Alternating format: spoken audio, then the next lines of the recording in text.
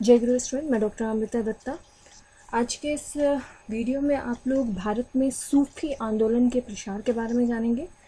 मैं आपको ये बता दूँ, ये सेमेस्टर 3 CC 7 पेपर का है और ये बहुत ही महत्वपूर्ण एक टॉपिक है जो अक्सर हर एक एग्ज़ाम में आता है। स्पेशली कॉम्पिटिटिव एग्ज़ाम में इसका एक सवाल रहता ही है कि सूफी आंदोलन, और इसके पहले वीडियो में आपने भक्ति आंदोलन के बारे में भी पढ़ा है और आप स्पेशली इस वीडियो में सूफी आंदोलन का प्रसार कैसे करके हुआ, सूफी आंदोलन के प्रसार के कारण क्या थे, ये सब बारे में जानकारी पाएंगे। और नेक्स्ट वीडियो में सूफी आंदोलन के सिलसिले और साथ में ही सूफी आंदोलन को चलाने वाले कितने सूफियों ने सूफी आंदोलन का प्रचार किया, इसके बारे में जानकारी लेंगे। तो चलिए, सबसे पहले हम लोग ये जानते हैं कि सूफी आंदोलन का प्रचार या प्रसार भारत में किस तरह से हुआ। तो मध्यकालीन आंदोलनों में सूफी मत का उल्लेख करना भी आवश्यक है। सूफी मत इस्लाम के रहस्यवादी, उदारवादी तथा समन्वयवादी दर्शन की संज्ञा है। सूफियों ने कुरान की रहस्यवादी एवं उदार व्याख्या की, जिसे तरीकत कहा गया। सूफी आंदोलन का व्यवस्थित रूप अब्बासियों के खिलाफत युग में दिखाई पड़ता है। एक धर्म के रूप में सूफी मत का विकास ईसा की 9वीं सदी में हुआ था, यानी कि 9वीं शताब्दी में हुआ था। सूफीवाद में संसार की सभी प्रमुख धार्मिक विचारधाराओं की सम्मिलित किया गया था। इस्लाम धर्म के अतिरिक्त इस धर्म का हिंदू, वेदांत, बौद्ध, यूनानी, ईसाई आदि मतों के सिद्धांतों का भी समावेश किया गया था। सूफी मत भी दारुल हर्ब को दारुल इस्लाम में बदलना चाहता था। सिर्फ अंतर इतना था कि सूफी परिवर्तन के लिए शांतिपूर्ण एवं नैतिक साधनों का प्रयोग करना चाहते थे। सूफी संतों तथा फकीरों ने भी हिंदू मुस्लिम सामंजस्य स्थापित करने की दिशा में महत्वपूर्ण कार्य किया। प्रत्येक सूफी को कुछ अवस्थाओं यानी अवस्थाओं में गुजरना पड़ता था। उबदियत, तरीकत यानी इश्क, मारिफात, हकीकत, फना यानी बका, मुस्लिम रहस्यवाद का जन्म बहादतुल वजूद यानी कि आत्मा परमात्मा की एकता के सिद्धांत से हुआ। इसमें हक को परमात्मा का खलक की सृष्टि में माना गया था। कुछ सिद्धांत के प्रतिपादक शेख मोइनुद्दीन इब्नुल अरबी थे।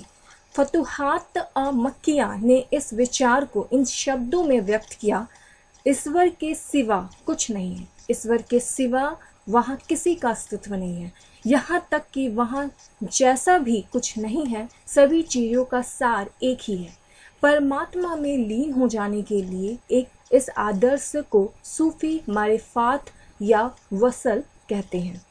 ईश्वर की निर्विकार एवं निर्विकल्प मानते हुए उसके साथ तदात्म स्थापित करने का उन्होंने बल दिया। यह प्रेम के द्वारा ही संभव है। अहभाव, यहाँ अहंभाव की समाप्ति की साधक की सफलता का रहस्य है। इस मत के अनुसार मनुष्य को अपनी इच्छा शक्ति का दमन कर अपने को पूर्णतः ईश्वर में समर्पित कर देना चाहिए। मनुष्य की इच्छाएं जब समाप्त हो जाती है तब वह ब्रह्म यानी अल्लाह में मिल जाता है। इसे अन अल हक अर्थात मैं ही ब्राह्मण हूँ कहा गया है। यही सूफी दर्शन का चरम लक्ष्य है। सूफी सृष्टि के प्रत्येक कण में ईश्वर के रहस्य को देखते थे। इसी कारण उन्होंने सभी जीवों के साथ प्रेम एवं दया करने का उपदेश दिया। सूफी मत में गुरु फिरका काफी महत्व था। शिष्य को मुरीद कहते थे। शिष्यता ग्रहण करते समय एक अनुष्ठान होता था जिसे बैयत कहते थे। इसमें शिष्य अपना सिर मुड़वाते थे। यह भारतीय परंपरा के अनुकूल थे। इस अनुष्ठान में सूफी जमाल और हस्त की बात करते थे। सूफियों ने भी मोक्ष की परिकल्पना की थी। मनुष्य के पार्थिव अस्तित्व के अंत को फना कहा गया है, जिसमें ईश्वर के प्रति पूर्ण समर्थन हो जाने पर मनुष्य उसमें एकाकार हो जाता है। जब अस्तित्व अनंतावस्था को प्राप्त कर लेता था उसे वका कहते थे। सूफियों के मुख्यतः 2 उद्देश्य थे: आध्यात्मिक उन्नति और मानवता की सेवा। सूफियों ने अपने आदर्शों, शब्दों तथा आचरण से एक नैतिक मानक प्रस्तुत किया। उन्होंने अंधविश्वास तथा धर्म और भक्ति के बीच के अंतर को दूर करने का प्रयास किया।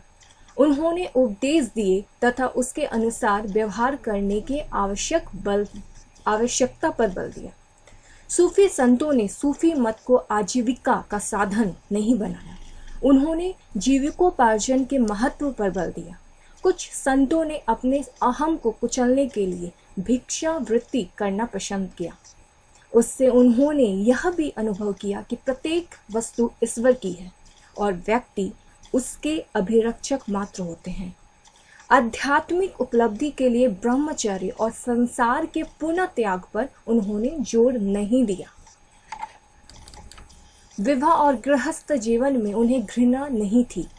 विशेषतः भौतिकतावादी दृष्टिकोण पसंद नहीं किया जाता था, लेकिन जीवन की आवश्यकताओं को पूरा करना आवश्यक माना जाता था। भारत में विशेषकर चिश्ती और सुहरावर्दी सिलसिलों के सूफियों ने ईश्वर की आराधना के रूप में समा और रक्स यानी संगीत और नृत्य को अपनाया। उन्होंने किसी प्रकार के मनोरंजन पूर्ण संगीत का आश्रय नहीं लिया। मजलिस ए समा, मजलिस ए तराव या संगीतमय मनोरंजन से पूर्णतः भिन्न था। सूफियों के लिए संगीत किसी लक्ष्य का एकमात्र साधन था।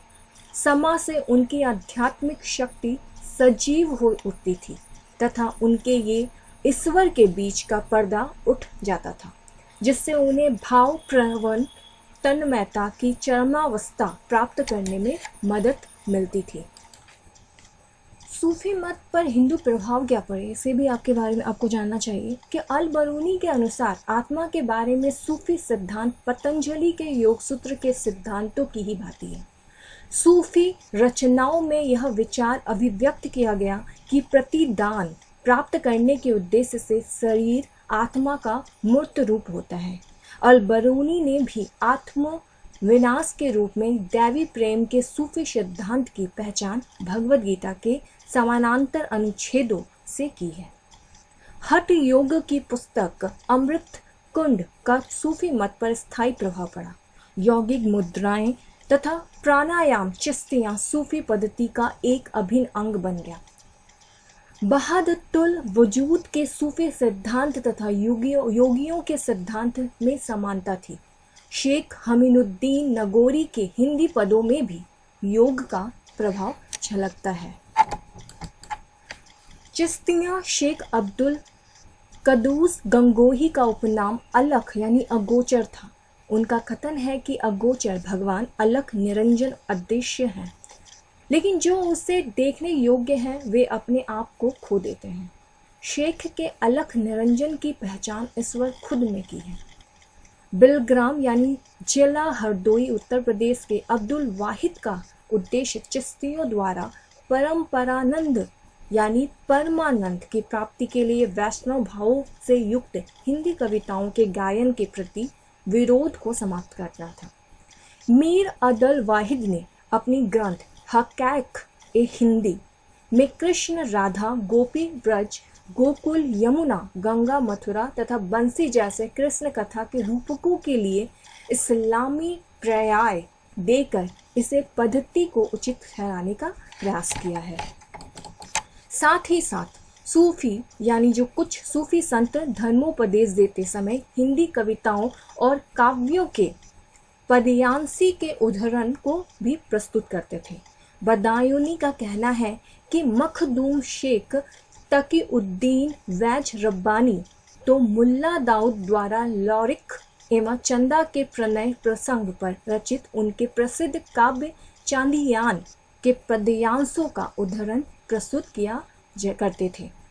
मलिक मोहम्मद जायसी ने अपनी हिंदी कविताओं यानी कि मृगावती, मधुमालती, मानसात आदि में न केवल हिंदू देवताओं का उल्लेख किया है, बल्कि वेदांत दर्शन, योग, नाथ संप्रदाय के विचारधारा आदि का भी प्रभाव इसमें पड़ा है। इस वीडियो में आपको सूफी धर्म के कुछ महत्वपूर्ण बिंदुओं के बारे में पता चला कि सूफी धर्म है क्या, सूफी धर्म में सबसे इम्पोर्टेंट पॉइंट्स क्या है, सूफी धर्म क्यों बनाया गया, सूफी संप्रदाय के बारे में अब नेक्स्ट वीडियो में आपको जानने को मिलेगा।